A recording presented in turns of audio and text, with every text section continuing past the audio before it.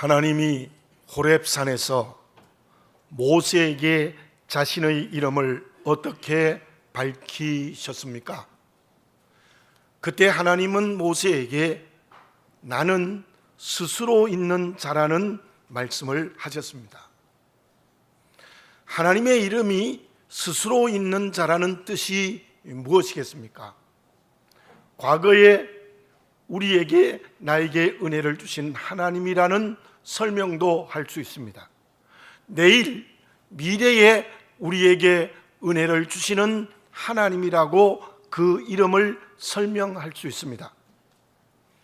그런데 그보다 더 중요한 나는 스스로 있다라는 하나님의 이름의 중요한 뜻은 오늘 우리에게 나에게 주시는 은혜라는 의미입니다. 다시 말씀드리면 하나님은 과거의 하나님이기도 하고 미래의 하나님이기도 하지만 그러나 더 결정적으로 우리에게 가장 중요한 것은 오늘 나에게 우리에게 살아계시는 아버지 하나님이라는 뜻입니다. 그렇다면 그러한 하나님 앞에 우리는 오늘 어떤 응답을 하며 살아가야 되겠습니까? 그 하나님의 오늘 주시는 은혜 앞에 어떻게 응답하느냐에 따라서 건강한 믿음을 가질 수도 있고 잘못되고 병든 믿음의 길을 걸어갈 수도 있습니다. 오늘 나의 응답은 무엇이어야 하겠습니까? 남자라도 라면을 끓여본 경험이 있을 겁니다. 저도 라면을 많이 끓여보았습니다. 그런데 라면을 끓일 때 아주 중요한 것이 무엇인가 하면은 언제 불을 꺼야 가장 맛있는 라면이 될 수 있겠는가? 불을 꺼서 먹을 때까지의 시간도 계산해야 돼요. 그래서 정확한 시간에 불을 꺼야 가장 알맞게 익은 맛있는 라면을 먹을 수 있습니다. 그런데 너무 빨리 끄면 덜 익어서 맛이 없어요. 너무 늦게 끄면 푹 퍼져서 맛이 없어요. 라면을 맛있게 끓이기 위해서도 불을 끄는 그 시간이 매우 중요합니다. 야구 경기에 보면은 홈런도 치고 안타도 치고 투수가 볼을 던지기도 하는데 아무리 많이 안타를 쳐도 점수가 나지 않으면 아무것도 아니에요. 비록 안타를 치지 못하다가도 결정적인 순간에 역전할 수 있을 때 안타를 하나 쳐서 역전했다면 그 안타는 적시타, 정말 그 시간에 그 안타를 침으로 말미암아 팀이 승리할 수 있는 안타가 될 수 있는 것이죠. 오늘 살아계신 하나님 앞에 서는 시간이 매우 중요합니다. 그 시간을 놓치면 믿음의 길을 걸어가지 못하고 주시는 은혜를 받을 수가 없습니다. 오늘 주시는 하나님의 은혜 앞에 우리는 어떻게 해야 되겠습니까? 11절을 봉독해 드립니다. 또한 너희가 이 시기를 알거니와 자다가 깰 때가 벌써 되었으니 이는 이제 우리의 구원이 처음 믿을 때보다 가까웠음이라. 지금은 자다가 깰 때가 되었다. 우리의 오늘의 시간은 잠자는 시간이 아니라 깨어있는 시간이 되었다. 그 시간은 우리의 구원이 처음 믿을 때보다 가까워졌다, 이렇게 설명하고 있습니다. 그리고 12절 말씀에서는 이렇게 말씀하고 있습니다. 밤이 깊고 낮이 가까웠다, 이렇게 말씀하고 있어요. 자다가 깰 때가 되었다, 구원이 가까워왔다, 밤이 깊고 낮이 가까웠다는 이 말씀을 종합하면 어떤 의미가 있는 것입니까? 그것은 문자 그대로 보면 주님의 재림이 가까워졌다는 의미입니다. 예수님의 재림이 더 가까운 오늘의 시간에 영으로 잠을 자지 말고 영이 깨어 있어야 한다. 영이 깨어 있어는 오늘의 선택이 필요하다는 의미입니다. 잠자고 있는 영을 뒤로 미루면 안 됩니다. 내일로 미뤄도 안 되고 미래로 미루어도 안 됩니다.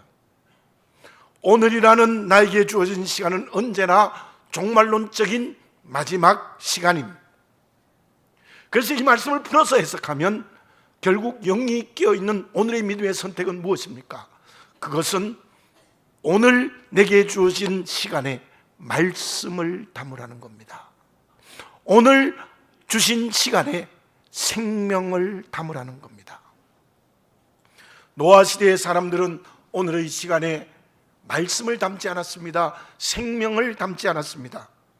다른 것을 담고 오늘이라는 것을 사용했습니다.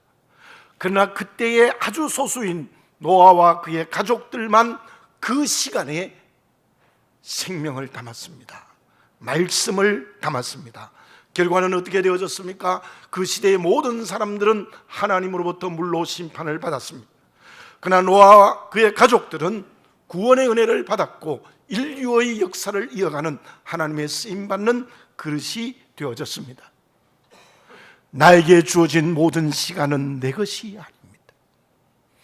특히 오늘이라는 시간은 하나님이 우리 모두에게 공평하게 주시는 은혜의 선물입니다. 높은 자도 낮은 자도, 많이 가진 자도 적게 가진 자도, 건강한 자도 병든 자에게도 모든 사람에게 오늘이라는 시간을 하나님이 공평하게 은혜의 선물로 주셨습니다. 무엇을 담아야 하겠습니까? 생명 아닌 것을 담고 있지 않습니까? 말씀 아닌 것을 담고 있지 않습니까? 에베소 5장 16절에 이러한 말씀이 있습니다. 세월을 아끼라, 때가 악하니라. 시간을 아낀다는 뜻이 무엇입니까? 또한 시간을 낭비한다는 것은 무엇입니까? 나에게 있는 지금이라는 시간은 지나가고 있습니다. 그 앞에 나의 인생에 마치는 날로 더 가까이 가고 있습니다. 주님의 재림으로 점점 더 가까이 가고 있습니다. 그런데 거기에 삶의 목표가 세상의 가치나 인위적인 것을 담고 있으면 안 된다는 겁니다. 멸망을 담고 있으면 안 된다는 겁니다. 오늘이라는 시간에 말씀을 담으시기 바랍니다. 오늘이라는 시간에 생명을 담으시기 바랍니다.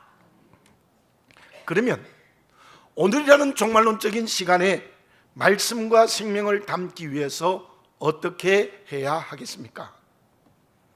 얼마 전에 필리핀의 보홀이라는 섬에 며칠 다녀왔습니다. 무질서한 시내에 비해서 해변은 너무 아름다웠습니다. 오랜만에 녹색과 진청색의 바다는 제 눈을 황홀하게 만들었습니다. 수평선 아래에 뭉게구름이 피어오르고 있었습니다. 깨끗한 바닷가의 모래와 아무런 장애 요소 없이 내리쬐는 햇볕은 가슴을 두근거리게 했습니다. 그런데 그렇게 아름다운 해변의 날씨가 일순간에 그의 얼굴을 바꾸어 버립니다. 검은 구름이 갑자기 확 몰려와 하늘을 뒤덮습니다. 그리고 앞이 보이지 않을 정도의 세찬 비가 쏟아집니다. 바다의 파도는 높아서 사람이 들어갈 수 없을 정도로 멀리 봐도 밀려오는 것을 볼 수 있습니다. 그런데 그러한 시간도 길지 않습니다. 금방 또 지난번의 아름다운 얼굴로 그 모습을 바꾸어요. 제가 가만히 계산해 보니까 하루에 한 3번, 4번 그렇게 얼굴을 바꾸더라고요. 저는 그 모습을 보면서 나를 보는 것 같아요. 저는 여러분에게 고백을 했습니다만 어떤 밤에는 하얗게 밤을 새울 때가 있어요. 그때는 하루에 옛날 어르신들 말씀처럼 집을 12채나 더 지어요. 긍정적인 집도 짓고 부정적인 집도 짓고, 마치 보홀의 바닷가의 그 해변처럼 긍정적인 아름다운 꿈을 꾸기도 하고 어떨 때는 부정적인 염려와 걱정의 집을 짓기도 합니다. 그런데 저는 그 바다를 보면서 성경 말씀이 하나 떠올랐어요. 마태복음 5장 8절에서 예수님이 하신 말씀입니다. 마음이 청결한 자는 복이 있나니 하나님을 볼 것이며, 마음이 깨끗한 사람은 복이 있다. 그 사람이 하나님을 본다. 그 말씀이 가슴에 확 와닿아요. 내 마음은 청결한 그 아름다운 보홀의 바다와 같은가? 아니면은 깨끗하지 못하고 더러운 곳으로 가득 차 있는 검은 구름이 하늘에 가득 친 그 보홀의 바닷가가 아닌가? 그런 묵상을 하루 종일 했던 경험이 있습니다. 사람의 인격의 중심은 마음입니다. 예수님도 그 마음이 중요하다고 산상순 처음에 8가지의 복이 대개의 마음의 복을 설명하고 있습니다. 그렇다면 오늘이라고 주신 은혜의 시간에 말씀과 생명을 담기 위해서는 어떻게 해야 됩니까? 가장 먼저 주님의 말씀처럼 마음이 청결해야 됩니다. 마음이 깨끗해야 됩니다. 또한 주님이 5장 3절에 말씀하신 것처럼 마음이 가난해져야 되는 것입니다. 마음이 자기의 욕심으로 채워지면 안 됩니다. 마음이 다른 것이 내 마음을 붙들고 있으면 안 됩니다. 마음이 다른 세속적인 것에 욕심이 되는 뿌리가 되면 안 된다는 것입니다. 본문의 말씀에서는 그것을 이렇게 말씀하고 있습니다. 12절에서는 어둠의 일을 벗고 빛의 갑옷을 입자. 어둠의 일을 벗고 빛의 갑옷을 입는 게 마음이 청결한 겁니다. 또 14절에서는 오직 주 예수 그리스도로 옷 입고, 예수 그리스도 옷 입는 인격이 청결한 마음입니다. 첫째, 마음이 어두우면 안 됩니다. 마음이 빛으로 옷 입어야 됩니다. 무슨 뜻일까요? 마음이 어둡다, 어두운 일에 붙들여져 있다는 것은 무엇입니까? 그것은 곧 마음이 사단의 지배를 받고 있는 거예요. 사단이 내 마음의 주인이 되어 있는 것을 그렇게 오늘 본문의 말씀에서 설명하고 있습니다. 에베소 5장 18절에 이러한 말씀이 있습니다. 술 취하지 말라, 이는 방탕한 것이니 성령의 충만함을 받으라. 오늘 본문에도 있습니다마는 술 취한다는 것은 단순히 문자적인 술에 취한 게 아닙니다. 마음이 세속화되어져서 세속적으로 취해 있으면 안 되고 성령의 충만함을 받아야 된다는 거예요.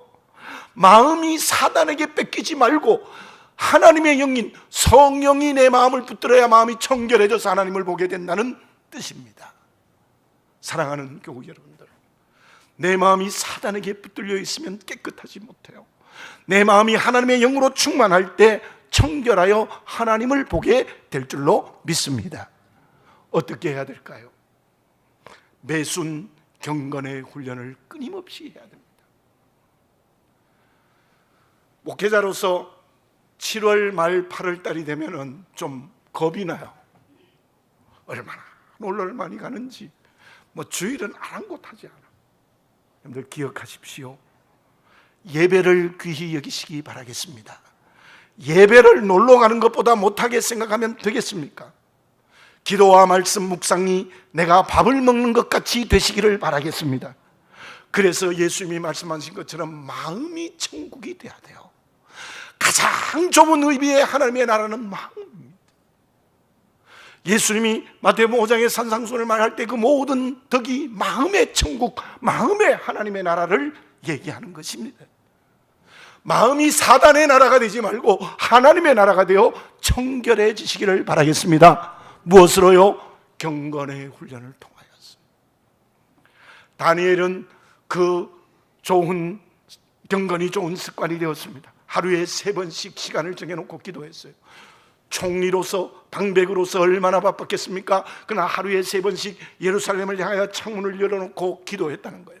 죽을 줄 알고도 그 습관을 바꾸지 않았습니다. 왜 그랬을까요? 다니엘의 마음은 성령으로 충만했습니다. 사단이 틈탈 수가 없습니다. 사단이 그를 죽이려고 해도 죽일 수가 없었습니다. 사자의 입을 봉하는 하나님의 역사가 일어났습니다. 지위를 통하여 하나님의 일을 했습니다. 민족 해방의 씨앗이 되었습니다. 마지막 때의 일을 환상으로 보게 되어졌습니다. 실로 다니엘은 오늘이라는 시간에 말씀과 생명을 담았어요. 왜요? 그 마음이 청결해져서 하나님을 받기 때문입니다. 다시 말씀드리면 다니엘의 마음은 하나님의 나라가 되어져서 정말 하나님을 보는 경건의 훈련이 있었기에 그는 놀라운 하나님의 쓰임받는 그릇이 될 수 있었죠. 사울 왕의 결정적인 잘못이 무엇입니까? 처음에는 그도 성령으로 살았어요. 기름 부음을 받았어요. 얼마나 겸손했든지 마구의 머리를 박을 정도로 큰 체구를 마구의 머리를 겸손했어요. 그러나 시간이 지나갈수록 성령은 물러가고 자기의 권력의 욕심이 마음을 자리 잡기 시작했습니다. 마음이 청결하지 못했어요. 마음이 왕의 권력이라는 것 때문에 다윗을 죽이려고 온갖 방법을 다 동원했습니다. 그 삶의 시간에 말씀과 생명을 담을 수 없었어요. 결국 그는 멸망의 길을 걸어갈 수밖에 없었던 것입니다. 마음입니다. 마음의 하나님의 나라. 그때 사단의 지배를 받지 않고 오직 성령에 충만한 마음이 하나님의 나라가 될 때 청결하여 하나님을 보게 될 줄로 믿습니다. 그 사람이 오늘이라는 시간에 말씀과 생명을 담는 살아있는 그리스도인이 될 수 있을 줄 믿습니다. 예배에 대한 바른 열정을 회복하시기 바랍니다. 기도와 말씀 묵상이 매일의 좋은 습관이 되어지시기 바랍니다. 그래서 내 마음이 술에 취하지 말고 성령의 충만함을 받으시기 바랍니다. 마음의 어둠을 벗어버리고 빛의 갑옷을 입으시기 바라겠습니다. 그때 오늘이라는 삶의 시간에 말씀과 생명을 담는 건강하고 살아있는 그리스도인이 될 수 있습니다. 둘째, 마음이 주 예수 그리스도로 옷 입어야 해요.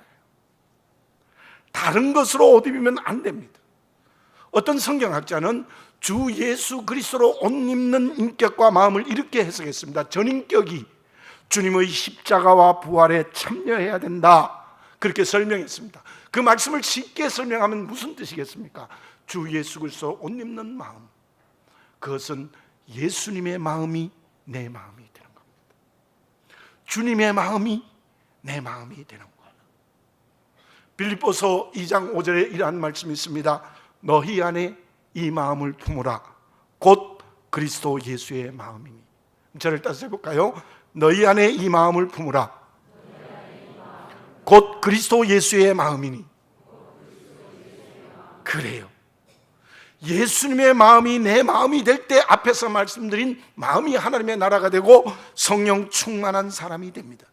주님의 겸손이 나의 겸손으로, 주님의 사랑이 나의 사랑으로, 주님의 진리에 대한 열정이 나의 열정으로, 주님의 용기가 나의 용기가 되어져야 됩니다. 교만한 마음을 가지면 안 됩니다. 미움이 내 마음을 붙들고 있으면 안 됩니다. 비겁한 마음을 가지고 있어서도 안 됩니다. 잘못된 열정을 가지고 있어서도 안 됩니다. 오늘 본문의 말씀을 기록한 바울이 어떻게 변화되어졌습니까? 율법으로 인한 교만이 복음으로 겸손해졌습니다. 그리스도인들을 미워하고 대적하고 감옥에 가두고 죽였던 그 마음이 지극한 사랑의 마음이 되어졌습니다. 복음 증거에 뜨거운 열정을 가진 용기 있는 마음이 되어졌습니다. 실로 바울의 마음은 주님의 마음으로 바뀌었습니다. 주님께 십자가의 형을 내린 빌라도의 마음은 어떤 마음이었습니까? 물론 그 사람은 신앙을 갖지 않았지만 그는 분명히 지식도 있고 지혜도 있었습니다. 예수님이 죄가 없다는 것도 알았습니다. 권력의 힘도 그에게 있었습니다. 그러나 그의 마음은 온통 술에 취한 사람이었습니다. 권력의 술에 취한 사람입니다. 주어진 권력을 유지하기 위하여 주님을 알면서도 자기의 이권 때문에 그것을 말하지 못했습니다. 예수님을 십자가형으로 내어버리고 말았습니다. 용기 없고 비겁하고 간사한 사람이었습니다. 그런데 우리가 그 빌라도를 수없이 비판하면서 자기에게 질문해 보시기를 바라겠습니다. 나는 바울입니까? 빌라도입니까? 과연 내 마음이 주님의 마음이 되어 있습니까? 아니면 비겁하고 용기 없는 간사한 마음을 붙들고 있습니까? 주의 십자가로 구원받은 하나님의 자녀된 우리들은 주님의 마음이 내 마음이 되어야 됩니다. 지금 내 마음의 주소를 정직하게 질문해 보시기를 바라겠습니다. 주님의 마음이 내 마음이 될 때 그 사람이 하나님의 나라의 마음이 될 수 있고, 그 사람이 오늘이라는 시간에 말씀과 생명을 담아낼 줄로 믿습니다. 그러면 오늘이라는 시간에 말씀과 생명이 담겨지는 구체적으로 어떤 삶이 나타나는 것을 말하고 있을까요? 박웅현 씨가 쓴 책은 도끼다라는 글이 있습니다. 저도 그 글을 최근에 읽고 큰 감동을 받았는데요, 그분이 그 책에서 이런 말을 해요. 독서는 바다 위를 수영하는 사람과 같다. 제대로 독서를 하면 바다에서 파도를 타는 것처럼 유익이 있지만, 잘못된 독서는 그 파도에 바닷물을 먹고 그 파도에 빠지는 것과 같아. 그러면서 독서를 바르게 해야 된다는 것을 거기서 아주 강조하고 있습니다. 지금 수많은 그리스도인이 있습니다. 아니, 수많은 사람들이 이 세상에 살아가고 있습니다. 각자의 믿음의 모습이 다 다를 수 있습니다. 그러나 한 가지 분명하게 해야 될 것이 있습니다. 그것은 하나님의 말씀이 내게 양약이 되어 은혜를 받아야 됩니다. 그런데 하나님의 말씀은 독이 될 수도 있다는 것을 기억하시기 바라겠습니다. 말씀이 은혜가 되어 하나님의 삶으로 변화되면 그 사람이 마치 파도를 타며 수영을 하는 것 같은 살아있는 그리스도인이 되고, 말씀이 독이 되는 사람은 바닷물 마시는 사람과 같이 된다는 것을 잊지 말아야 되는 것입니다. 왜냐하면 말씀이 은혜가 되어 양약이 되는 사람은 분명히 그 말씀으로 거룩해집니다. 그러나 말씀이 은혜가 되지 않고 말씀을 알기는 많이 하는데 잘못되면 절대로 거룩해지지 않습니다. 도리어 주님을 대적하는 사람이 되어져 버리고 마는 겁니다. 제가 30대 대구에서 목회할 때 이런 경험이 있습니다. 한 번은 어떤 집사님 가정에 신방을 갔습니다. 그 집사님은 새벽 기도회까지 나오는 믿음이 참 좋으신 분이었어요. 근데 마침 갔더니 남편이 집에 있어요. 그 남편은 공학을 공부해서 기계공학을 가르치는 교수였습니다. 예배를 드렸어요. 예배를 드리고 난 다음에 그 남편이 대뜸 저에게 이런 질문을 하는 겁니다. 나는 모태 신앙입니다. 근데 교회는 한 번도 나온 적이 없거든요. 근데 모태 신앙이에요. 그리고 목사님 성경을 얼마나 아십니까? 네, 그렇게 질문해요. 뭐 어떻게 대답하겠어요? 제가 목사님보다 성경을 더 많이 읽었을 겁니다. 이렇게 또 얘기해요. 저는 제 경험에서 그분의 말이 잊어지지를 않아요. 두 가지를 얘기했는데요. 하나는 홍해를 육지처럼 건넜다는 게 말이 됩니까? 목사님 한번 증명해 보십시오. 그리고 처녀가 아이를 낳는다는 게 그게 턱도 없는 이야기 아닙니까? 어떻게 내 아내가 열심히 교회 나가지만 난 도저히 믿을 수 없다는 거예요. 그분이 꼭 회개하고 예수 믿었으면 좋겠습니다. 그런데요, 정말 제가 무슨 말을 할 수가 없어요. 말을 할 수가 없었어요. 그 아내는 그렇게 믿음이 좋은데 나오면서 내가 울지는 않았지만 가슴이 답답한 가슴에 눈물이 흐르더라고요. 그래서 아직도 생생하게 기억나요. 그 사람은 성경을 많이 알아요. 모태 신앙이에요.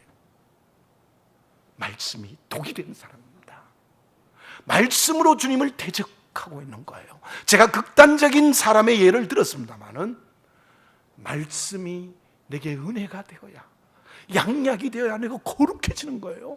구별되어지는 거예요. 세상 사람과 다른 색깔이 분명한 안디옥 교회 교인들처럼 되는 거예요. 그러나 말씀이 잘못 독이 되면요, 바닷물을 먹어 죽어가는 것과 같다는 것을 우리는 잊지 말아야 될 것입니다. 어떻게 해야 될까요? 우리의 말씀이 은혜가 되어 점점 더 거룩해져야 돼요. 이게 정지하면 안 돼요. 점점 더 우리는 거룩하게 변화되어야 돼요. 구별되어져야 돼요. 마가복음을 기록한 마가가 있습니다. 바울과 바나바의 1차 전도 여행 때 따라 나섰다가 겁이 나서 집으로 돌아와 버렸습니다. 그런데 2차 전도 여행 때 마가의 동행 문제 때문에 바울과 그 마음 좋은 바나바가 갈라서게 됐잖아요. 얼마나 바울이 보면 믿음 없는 게 전도 여행 간다고 안 된다는 겁니다. 나이도 어렸지만 그때 마가의 신앙이 정말 어렸습니다. 그러나 바울이 유언과 같이 쓴 말씀이 디모데후서인데, 디모데후서 4장 11절에 보면 바울이 디모데에게 이러한 부탁을 합니다. 내가 올 때에 마가도 데려오라. 시간이 좀 꽤 흘렀겠죠? 마가의 신앙이 자란 겁니다.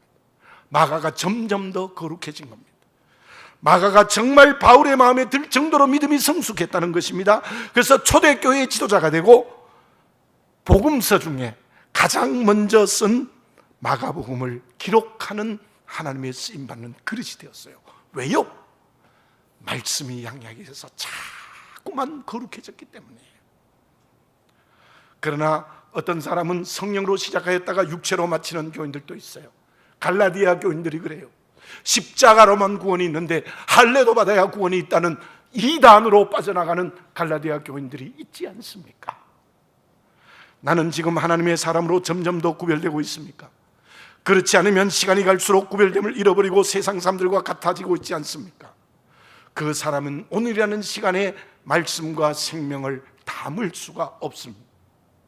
말씀이 양약이 되어 날마다 거룩해질 때 오늘이라는 시간 속에 말씀과 생명을 담을 수 있는 그릇이 될 수 있어요. 그런데 여기에서 한 가지 알아야 될 것이 있습니다. 거룩하다는 것은 어떤 의미일까요? 오늘 본문의 말씀 13절에서는 이렇게 말씀하고 있습니다. 낮에와 같이 단정히 행하고 방탕하거나 술 취하지 말며 음란하거나 호색하지 말며 다투거나 시기하지 말고. 여기에서 단정히 행하지 않는 것, 방탕한 것, 술 취하는 것, 음란하는 것, 호색하는 것, 다투는 것, 시기하는 것, 이건 전부 마귀의 열매예요. 사단의 열매. 갈라디아서 5장에도 있습니다. 어둡게 살아가는 삶이에요. 빛이 있는 낮의 삶이 아닙니다. 주어진 물질로 온갖 쾌락의 길을 걸어가는 사람들입니다. 그들은 거룩해지지 않고 독한 냄새를 풍기는 그리스도인이 되고 마는 거예요. 그러나 거룩해진다는 것은 가장 먼저 소극적으로 단정해집니다. 방탕하지 않습니다. 술 취하지 않습니다. 호색하지 않습니다. 다투지 않습니다. 시기하지 않습니다. 또 14절 하반절에 보면은 정욕을 위하여 육신의 일을 도모하지 말라. 정욕을 위하여 육신의 일에 매이지 않습니다. 여러분, 소극적으로 이런 거룩이 점점 더 구별되어지는 그리스도인이 되어지시기를 바라겠습니다. 그래야 성령이 충만한 마음으로 오늘의 시간에 말씀과 생명을 담을 수 있어요. 그리고 또 하나, 거룩의 적극적인 의미는 무엇입니까? 거룩의 적극적인 의미는 그리스도의 향기가 되는 거예요. 그리스도의 편지가 되는 거예요. 오늘이라는 시간에 말씀과 생명을 담았다는 것은 그 말씀과 생명이 살아 움직여서 역사 속으로, 이웃세계로, 세상 속으로 나가는 것을 말해요. 그게 거룩입니다. 바울처럼 복음을 증거하게 됩니다. 누가처럼 겸손하게 하나님의 일을 합니다. 브리스길라와 아굴라처럼 노동을 하며 교회를 세우는 바울의 동역자가 됩니다. 바나바처럼 덕으로 사랑을 실천하는 목회자가 됩니다. 사도 요한처럼 고난의 귀한 길에서 깊이 기도되어서 마지막 때에 되어질 모든 상황을 보게 되는 역사가 일어날 것입니다.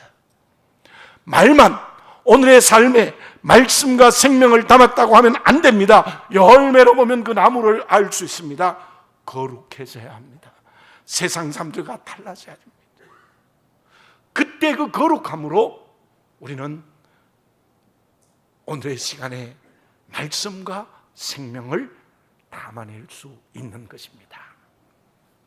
그렇게 지금의 시간을 하나님의 뜻대로 사는 그리스도인에게 하나님은 어떤 축복을 합니까? 본문의 말씀 13절과 14절은 아우구스티누스의 회개의 말씀이에요. 그는 교수였지만, 가르치는 사람이었지만, 학문의 능력이 있었지만 방탕과 무절제, 사생아를 낳기도 하고 많이 교회 이단에 빠졌습니다. 그런데 오늘 이 본문의 13절 14절을 통하여서 아우구스티누스가 그 모든 어둠과 세속으로부터 자유했습니다. 그리고 개신교의 정통을 이어가는 사람, 즉 바울을 이어가는 사람이 되었고, 더 나아가서 루터와 칼빈이 종교개혁을 할 때의 결정적인 뿌리가 바로 이 아우구스티누스가 된 것입니다. 오늘의 시간에 대한 성령이 주시는 하나님의 뜻을 알고 삶으로 실천하시기를 바라겠습니다. 우리는 바울같이 못하나라고 찬송하지만 아니에요. 오늘의 바울이 될 수 있습니다. 오늘의 아우구스티누스가 될 수 있습니다. 어떻게 해요? 내 주어진 은혜의 시간에 생명과 말씀을 담으면요, 하나님께서 성령을 통하여 모든 옛것으로부터 자유케 하시는 은혜를 주실 줄로 믿습니다. 그리고 할 일을 맡겨주시고 그 할 수 있는 능력을 주실 줄로 믿습니다.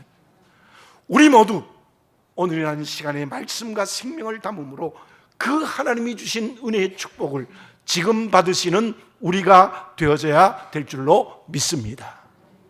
나는 누구입니까? 나는 누구입니까? 여러 가지 대답을 할 수 있지만 나는 하나님의 피로 값주고 산 그릇입니다. 기가 막히는 존재. 사도행전 20장 28절의 말씀처럼 하나님이 십자가에 죽으셔서 나를 샀어요. 얼마나 귀한 존재입니다. 하나님보다 조금 못하게 하시고 천사보다 더 귀한 존재입니다. 얼마나 대단한 존재입니까? 그런데 그러한 내가 오늘을 어떻게 살고 있습니까? 기도드리겠습니다. 사랑하는 아버지 하나님, 내 삶의 자리의 주소가 무엇인지 정직하게 보게 해 주시옵소서. 말씀 아닌 것을 담고 생명 아닌 것을 담아가는 우리의 삶이 아닙니까? 마음이 청결하여 하나님을 보고 있습니까? 거룩해져서 거룩의 향기를 내뿜고 있습니까? 주여, 말씀 앞에 서게 해 주시옵소서. 오늘 주신 말씀 앞에 내가 새로워지게 해 주시옵소서. 오늘 이 말씀 앞에 서서 정말 내 전 인격이 새로워져서 성령이 충만해져서 마음이 하나님의 나라가 되어서 거룩을 이웃에게 나누어 주는 오늘이라는 시간에 말씀과 생명을 담게 하여 주시옵소서. 예수님의 이름으로 기도드립니다. 아멘.